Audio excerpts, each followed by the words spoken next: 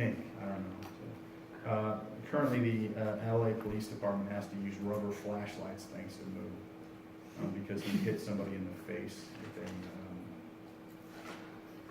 Mag light? a mag light. Yeah. Damn. The guy tried to bite him. Is this a true story? This is a true story. He was giving the guy a parking ticket, not a parking ticket, speeding ticket. He had his flashlight under his arm and was writing the ticket. He went to hand it to the guy, and the guy tried to bite him. And so Moo instinctively just grabbed the flashlight, bam, and knocked out 8 teeth of the guy. And so, because the police department has a rule of using weapons designed for force, and a flashlight is not a weapon designed for force, they had to reevaluate the flashlight protocol for the entire force, and now they have rubber flashlights so that when you go back down your path of crime in LA, you don't get your 8 teeth knocked out with a flashlight. Those flashes they have those are not I think plastic. I think the rubber one would still probably yeah. do some damage to I your imagine face. the one that he got him with was one of those like camping No, flashlights. it was the one he got him with was whoever said mag. It was the steel mag ones. That's what he hit him with. Just cracked him right in the skull with it. So, who also had to. I don't know if he ever shot anybody. Probably he did, but he doesn't tell us. But he hit a guy with the collapsible metal baton, one of those things where they snap that thing out. He walked in, and there was a neighbor weed eating his neighbor's flowers. Weed eating? Weed eating, had his weed eater, his wire, his line trimmer, and was just mowing down his neighbor's flowers. So she called the police. No reason why. Moo got out of the car, and the guy turned the weed eater and tried to weed eat Moo's face. And Moo, this was in the daylight, so he didn't have his flashlight to beat him to death. So he took his collapsible baton and tuned the guy up till the weed eater stopped. Damn. First blow, Moo said, was to the knee, and that sent the guy down. And then the next one was to both across the arms to drop the weed eater. So Moo said he had his full attention at that point. There was no weed eating the face anymore. Moo's a dangerous man. Moo's dangerous. That's why Moo's in the lab. And Dusty is 6'5", 260. He just pulls your arms out and then beats you with your own arms. So that's the only people we bring into the lab, stone cold killers. And me, I'm like John Wick, Baba Yaga. the boogeyman. So, you guys seen John Wick? Yeah. It's very good. That's awesome, isn't it? I'd like to have that on my license plate. Baba Yaga. I once killed 3 men in a bar, Carmen, with a pencil. Who does that? I just watched that last night, John Wick. Let's talk about the respiratory system, because it's really important when you're talking about the cardiovascular system as well. So oftentimes it'll be presented as the cardiorespiratory system. Okay, we're going to go over this very quickly. The first some of these slides is review again from Dr. Murphy's anatomy and physiology class. Okay, so pulmonary respiration, ventilation, is the exchange of O2 and CO2 in the lungs. Cellular respiration is exchange of O2 and CO2 with the tissues. So depending on where you're at. So what is ventilation? Is it respiration? No. What is it? Just moving air in and out of the lungs. And if we were to measure that, which you guys have already measured that, what is a unit for ventilation?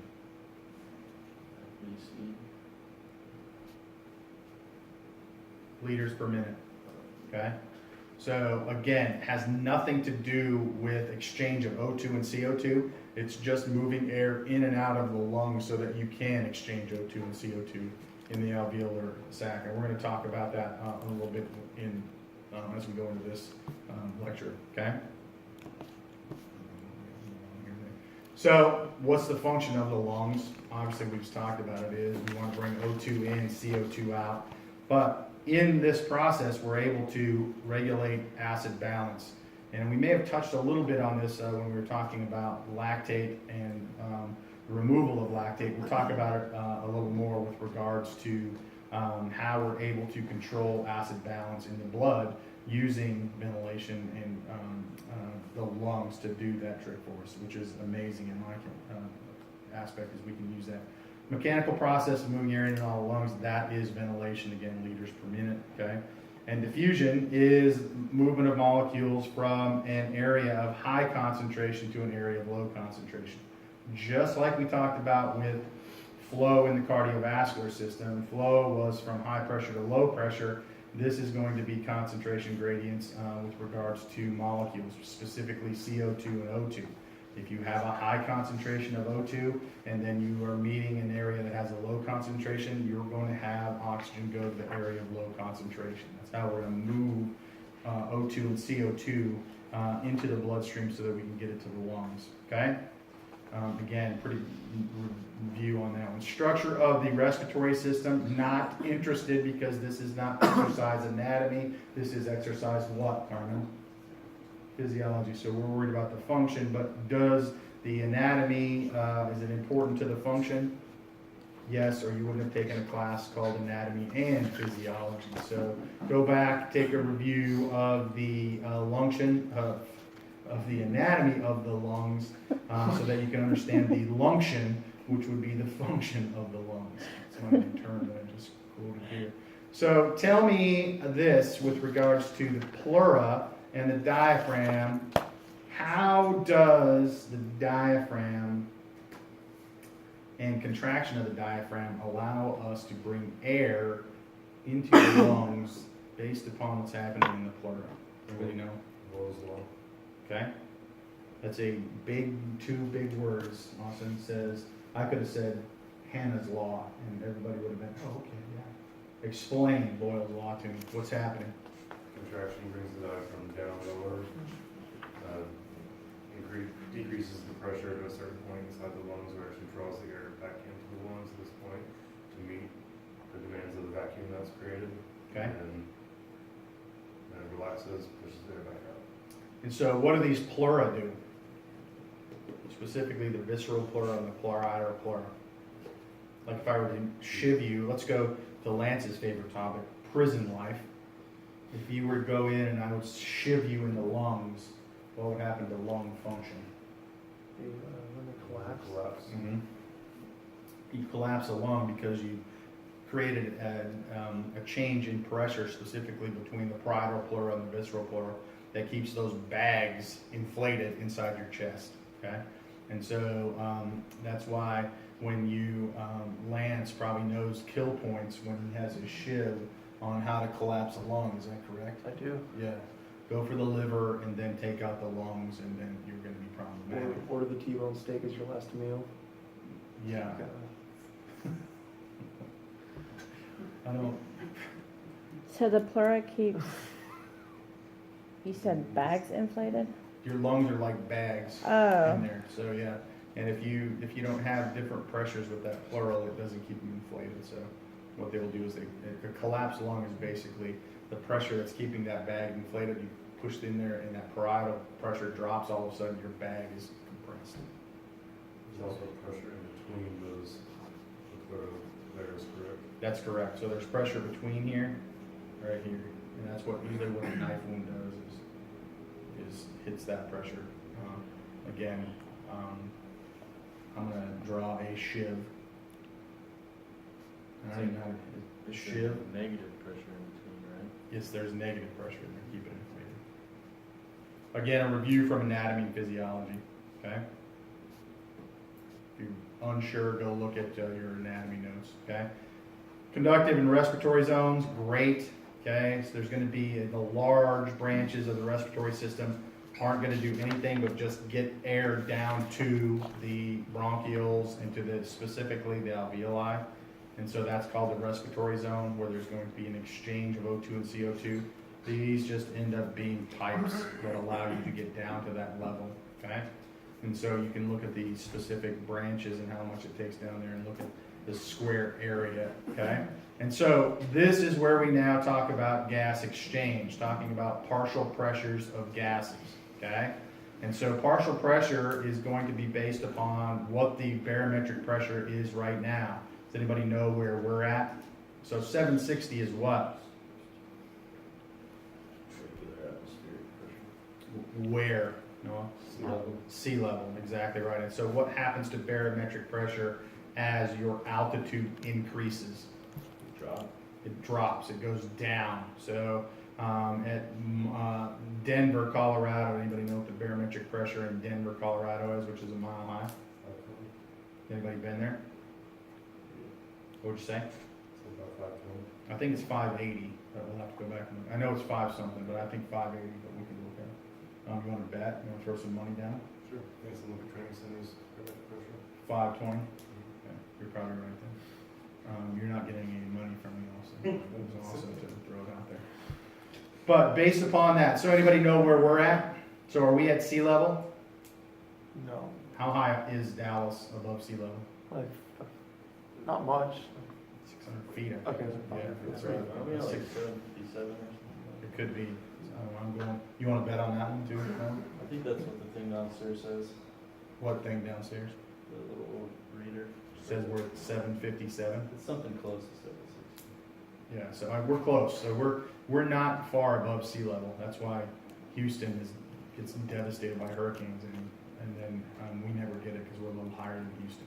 But in order to calculate partial pressure of gases, we need to know this barometric pressure, and so that's why you guys use it when you calibrate your metabolic carts.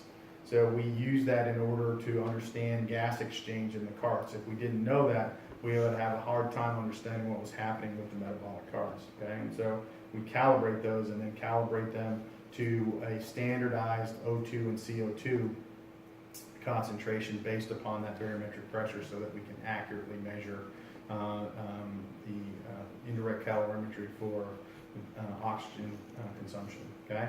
And so it's also based upon the percentage of the gas in the air, okay? So this would be the breakdown in normal air. About 20.93% of oxygen is in air that you're breathing. CO2 is relatively small, 0.03%, so that's a small percent.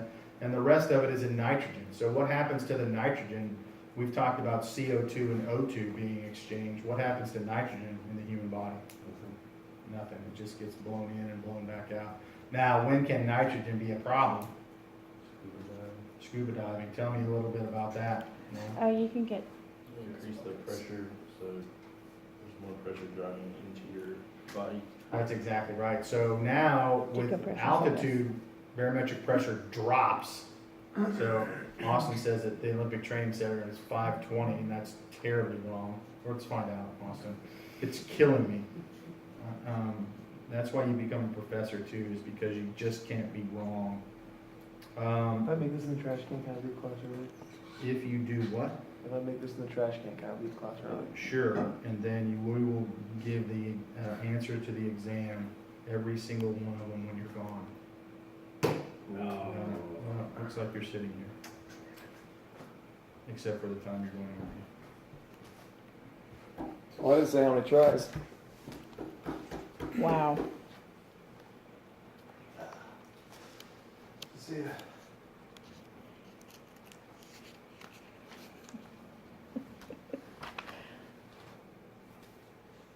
This is weather. We want it in millimeters of mercury, we don't want it in. There we go.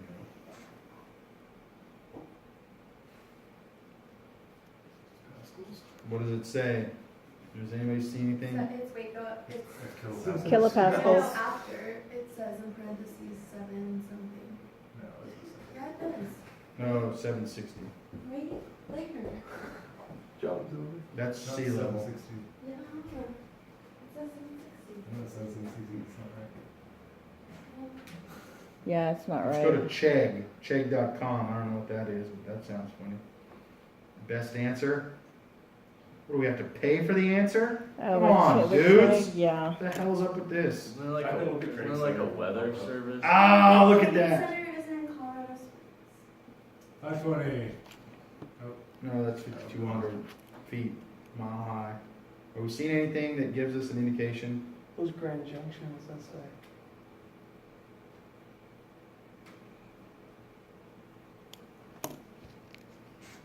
Right there, it says 633. People that say, oh, you got like all the So, world's knowledge in one looks like neither of us is right, Austin. So you're saying Colorado Springs is higher? No, I'm saying the Olympic Training Center he's talking about is in Colorado Springs and not in Denver. But he said it was 520. We have to, we'll make a phone call, because I have friends in Colorado Springs right now. Well, we're talking about Denver though. Denver was, I think it just said 6:30. Austin said 5:20 in Colorado Springs. He's totally wrong. Anything? Who cares about the weather? God sakes. Well, Noah have it. 586. I'm not sure, Austin, but who was right? Netherlands. I think I said 580, didn't I, Hannah? It's not He was closest and didn't go over though. Yeah, so if we were in The Price is Right, I would take home the showcase. Aha! You would. That punk. That is why I'm the professor of this class, Since it goes. and you are a punk student in this class. You understand? The hat backwards. Yeah, with the hat backwards, wearing your shorts. You should be more professional before you start talking smack about barometric pressure in Colorado Springs. I feel great. So, if we want to look at the partial pressure of gases, we take that percentage of each gas times the barometric pressure. So, at sea level, we would come up with partial pressure of 159 for oxygen, 0.3 millimeters of mercury for CO2, and finally 600 millimeters of mercury for nitrogen. How did we get that? 0.7904 times 760 is our nitrogen. 79% of 760 is 600. 0.0003% of 760 is 0.3 millimeters of mercury. And finally, 0.2093 times 760 equals 159.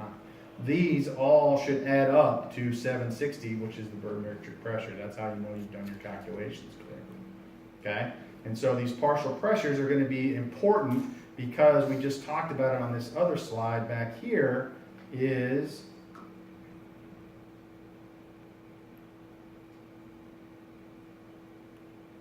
maybe we did. Right here is going to be related to how O2 is pushed into the alveoli, into the bloodstream, dropped off at the cells, and CO2 is then offloaded into the bloodstream, taken back to the lungs. It's going to be driven by these partial pressures, okay? So remember Dalton's law when you're calculating partial pressures. Some guy might put the pressure, barometric pressure of 586, which is close to 580 in Colorado Springs, and ask you to calculate the partial pressures of those gases, okay? Very exciting stuff. Oh, look at this. Let's go to Fick's law, okay? So, explain this one to me. What? Pardon me? So imagine we're at a party, right? All right, I'm imagining. And I made some little I smokies. think you need to walk around. Little, what are little You smokies? don't know your Oh, he Smokies? doesn't know what they are Walk either. around with Smokies. Alright, so I got I'm assuming, I know little smokies, what I think they are little sausages, is that correct? So when Yes. you take some little smokies. You didn't take any Smokies though. I'm not gonna Take some any- smokies.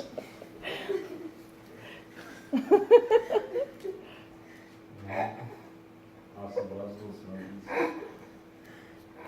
So who makes little smokies for So a it's party? so now like it's the difference between the amount of Smokies that we all took and the Smokies that he has left in his P1 minus So P2. it's pot. P1 minus P2 is smokies, right? It's like 11, so I'm not in the mood for little smokies, so I didn't take very many.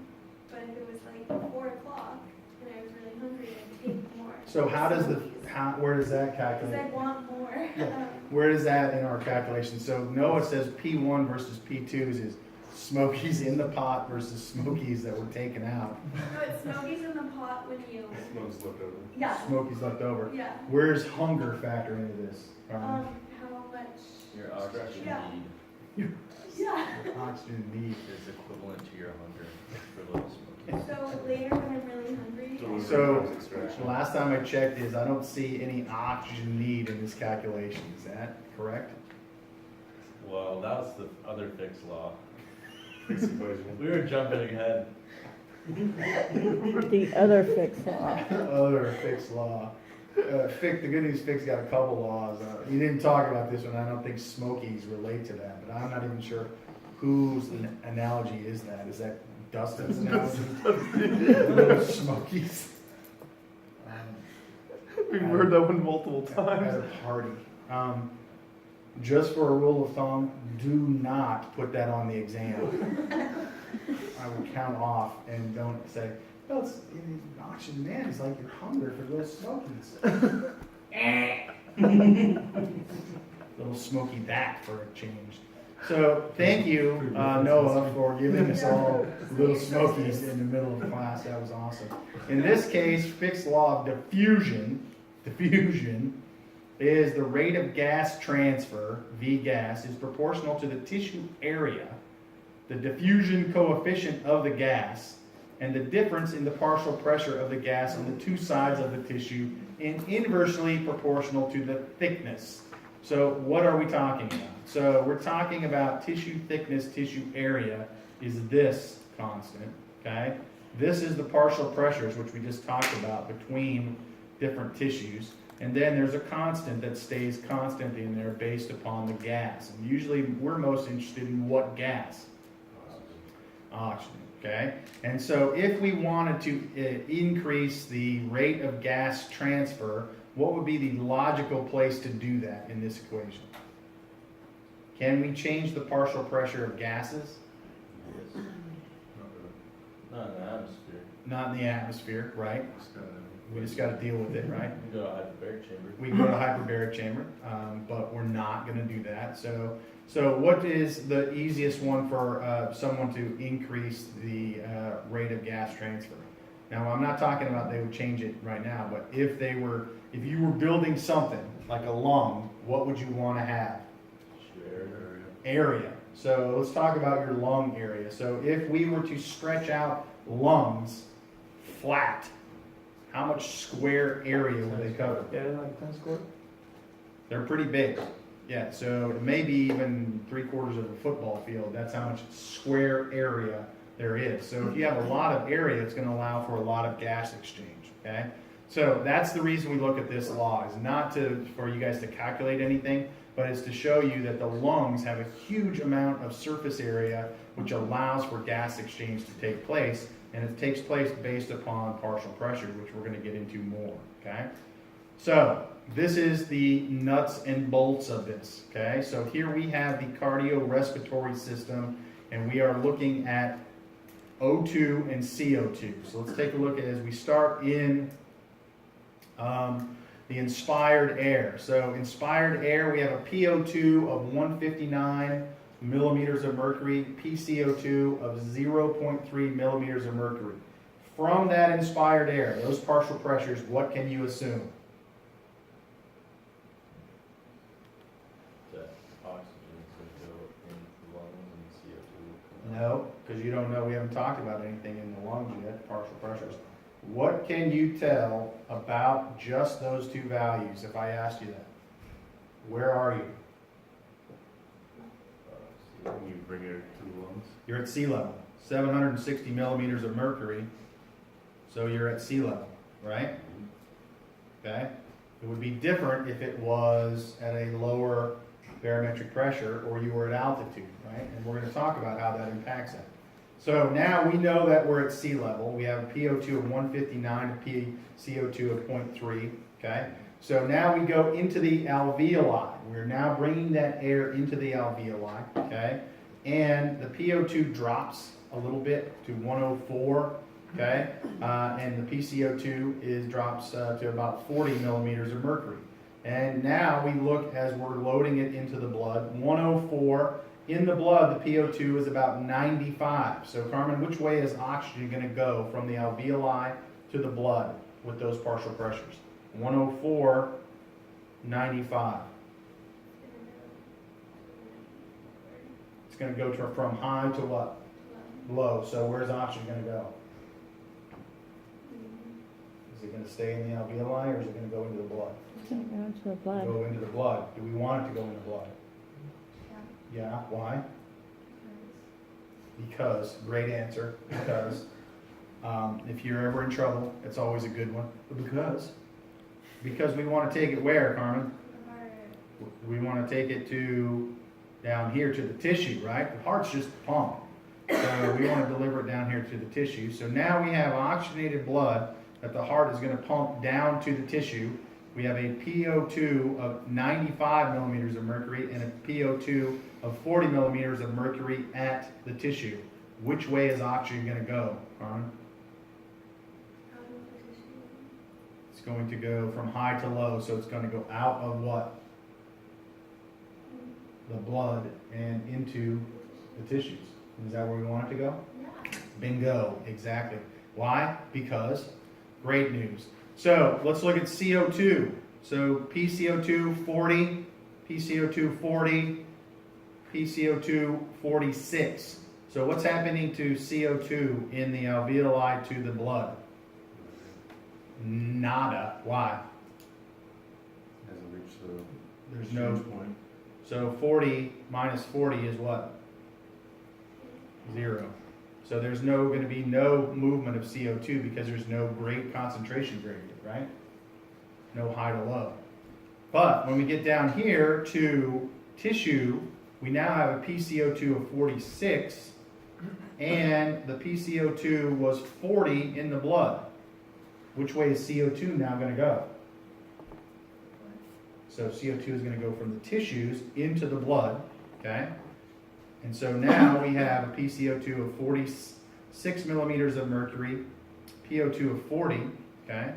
So now we didn't get any more oxygen coming back into the blood. We're now pumping it back to the heart, lungs, pumping it to the lungs, where we now have a PO2 of 116 and a PCO2 of 32 millimeters of mercury when we expire that air, okay? More importantly, this is all based upon that concentration gradient. So on the arterial side, we're wanting to pick up oxygen, okay? Bring it in from the air in the alveoli, get it into the blood, take it down to the tissues. Conversely, at the tissues, we now want to take the CO2, which is a byproduct of metabolism, get it out and blow that out into the air so that we can get rid of it. So we then test a standard gas for our metabolic cart is what percent oxygen and what percent CO2. Do you guys know when you're down there testing that gas? It's approximately 16% O2. Let's just try that again. So the standard gas that we have used, test the room gas so that we know what the percentage of O2 and CO2 is during from the ambient conditions, so we know what that is. Then you do the standard gas, which there is 16% O2 and 4% CO2. Any reason why we do that?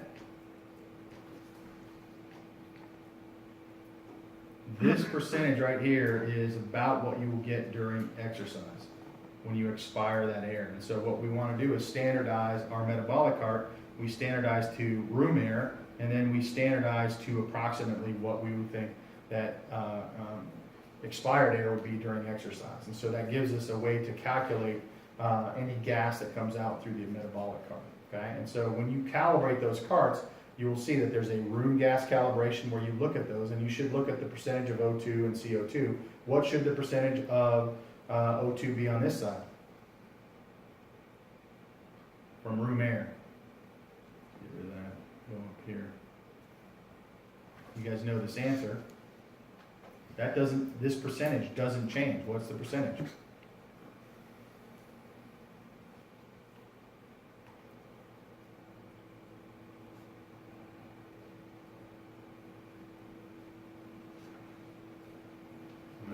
Pressure and percentage. It's that right there. So that does not change in room air. Okay? Shouldn't. It may change in here. Why would it change in this room?